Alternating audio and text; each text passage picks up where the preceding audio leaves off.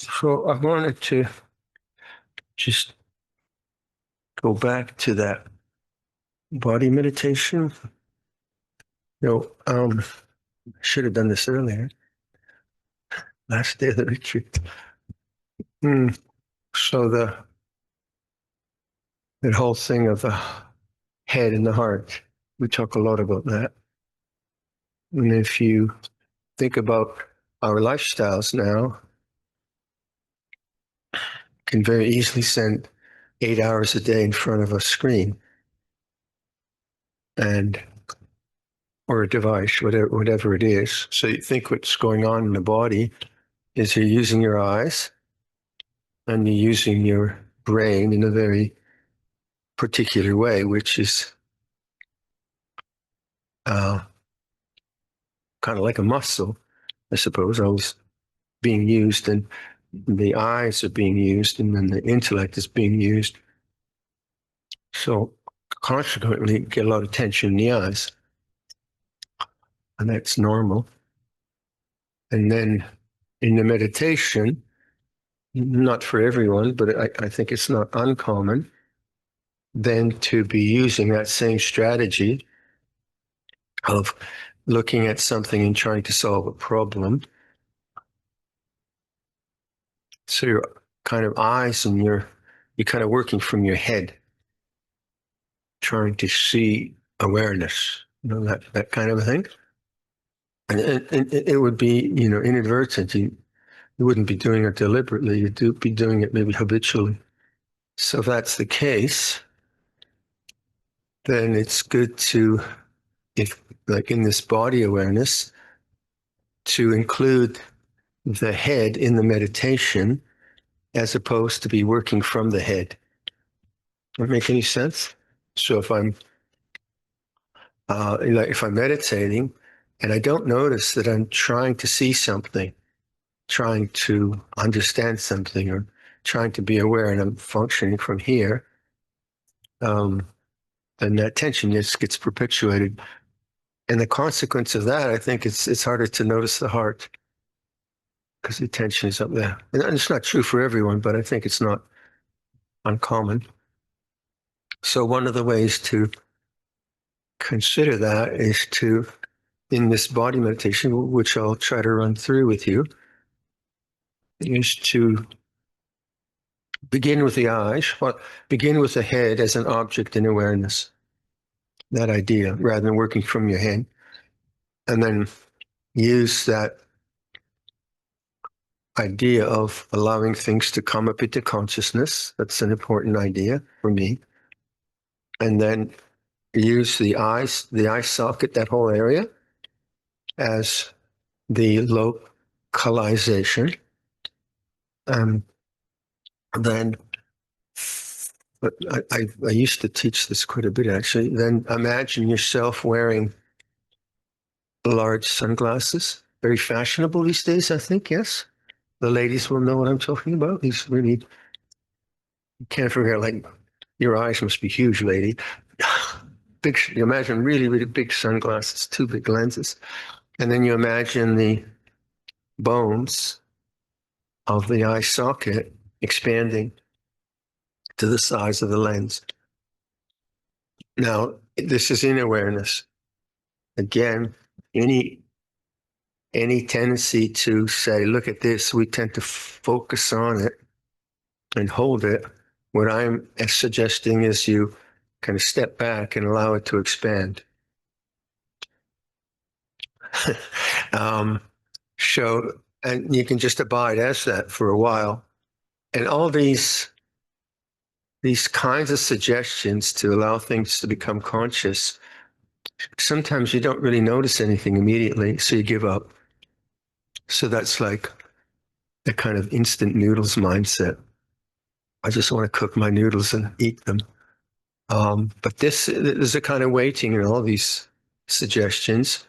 And then I've noticed that it's the tendency towards pressure and the tightness of all of that begins to be noticed. And you don't really have to relax it. It's relaxing itself because awareness knows it. So that imagery of the the big sunglasses and so on, is a way of allowing expansion. So then the idea, then you just allow that locality to be a place of knowing. So again, now you're not coming from the eyes looking at something, you're including the eyes and the head as an object in awareness. And then you go to the eyeballs themselves, and then you imagine the eyeballs being so relaxed they drop out of your head. So you know the image I like to use. You know what a slinky is? Did you ever have one of those as a kid? The spring slinky, where you put it on the stairs and it just walks down the stairs? Well, you put your eyeball on the slinky. I know I should get a slinky one. I'll probably get one now from my next retreat. So you imagine your eyes actually just falling out of the head and relaxing. Now, again, you make that suggestion, nothing happens, but you kind of allow that suggestion of relaxing to take place. Then, if it seems interesting, you follow the optic nerve back. It's just like in allowing the eyes to relax, you just sort of notice the optic nerve, and then you can notice actually the back of the neck where the optic nerves cross. That may or may not happen.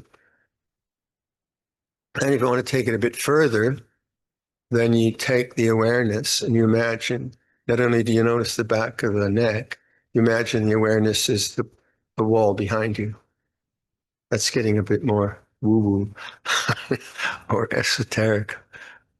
But the idea being that now the head and the eyes have a chance to actually relax because you're no longer working from the eyes. Then, and this may or may not happen, but I think it's again not uncommon that you start to notice the heart, oddly enough. Not that you don't notice it already, but this seems to be like a kind of that idea of availability. The energy is no longer kind of congealed in the eyes and because the body also, it's not just muscular, the body's also kind of intentional. So if I tense my eyes looking at something, then the tension kind of conditions the way I'm making effort, and the way I'm making effort conditions the intention. So you can see how a body memory could inadvertently cause you to make effort in a certain way. That say we all know that, like, if you've had trauma, your body carries the trauma, and that your body remembers trauma. So in a less traumatic way, our the way we engage with effort and understanding on some levels is intellectual, through the eyes, looking, analyzing. But then the idea of not being awareness, not being contained by the body, that awareness is something that is bigger than the body, arises and ceases as sensation in awareness. I think that's what this suggestion is about. Let's give it a go. I won't follow through that whole cycle of doing, but whatever you get from that suggestion, you can play with it. Listen to sound and establish awareness as listening.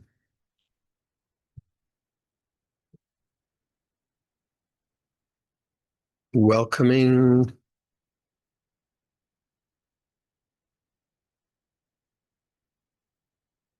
whatever sounds and feelings are here. It's a sense of open, welcoming awareness. Feel your body, feel your hands. And the same attitude of welcoming awareness. To notice the hands, you have to be still. So the stillness of knowing. Now, when you're doing that, do your eyes tighten?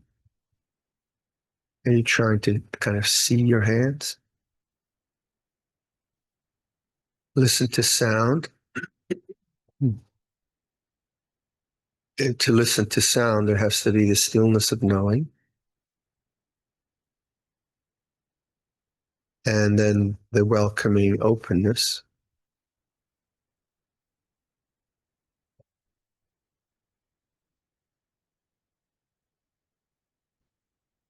Bring attention to your head. Feel the head in awareness. Not a concept, not an idea, but the sensations, the pressure, the coolness, the warmth, vibration. Allow that to be. So witnessing the head in awareness.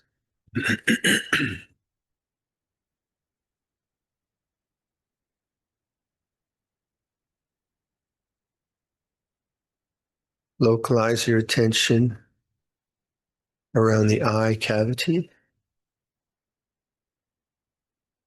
the structure of bone around the eyes.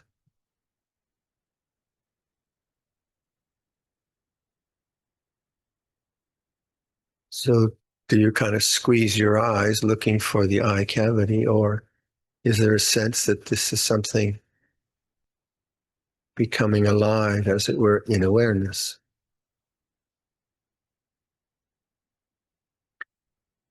Still knowing. If you're thinking about this, then you're not aware of it. And then imagine those large sunglasses. And then the structures of the eye, the bone expands.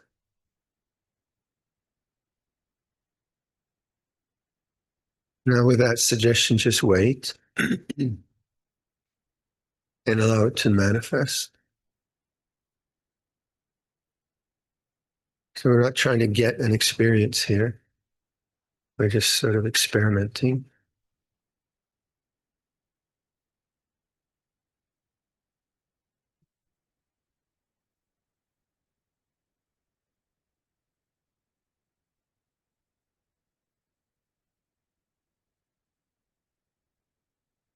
Now, when you do that, quite often you'll notice that your hands relax, that your shoulders and neck actually also relax.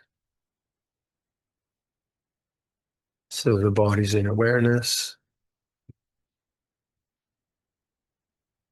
Localize attention at the eye cavity,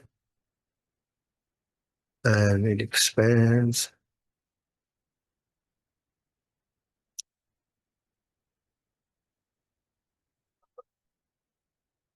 Then after some time abiding as that, then you can go to the eyeballs themselves. So whatever time you take to do this, it's going to depends on you, but this is just to follow through. So the eyeballs, and imagine them being so relaxed, they sort of just drop out. Again, you make the suggestion, and you're witnessing, and there's a kind of waiting.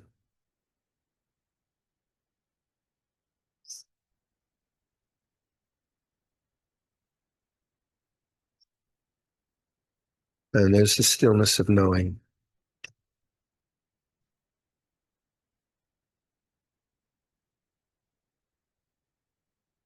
Again, the attitude is very welcoming rather than controlling.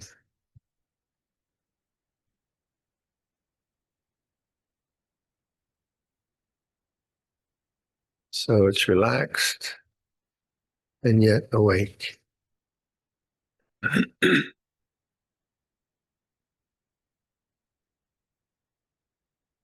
then you could experiment with that for a while. And then if you wanted, you could follow the optic nerve back into the brain.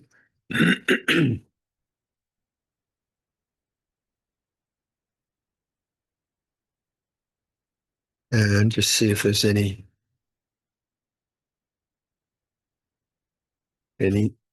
sensations there.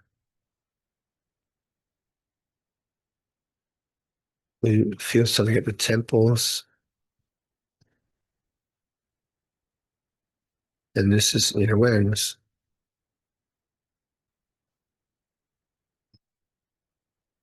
There's waiting and still knowing. And then again, experiment with that for a while. And then you could, perhaps you might feel the back of the neck. And as you do this, you probably notice that your arms get really relaxed. Your shoulders become relaxed, not through any deliberate relaxation, just by knowing the pressures in the head and the eyes. And then to kind of carry on with that for a while, then you could imagine that awareness is the back wall, the wall behind you. And the body is known in awareness. So notice when you can relax the eyes in this simple way and relax the brain, the whole body becomes relaxed.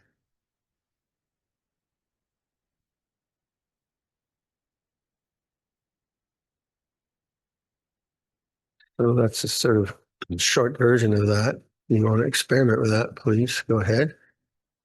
I just leave it to you. And we'll sit quietly for the rest of the time.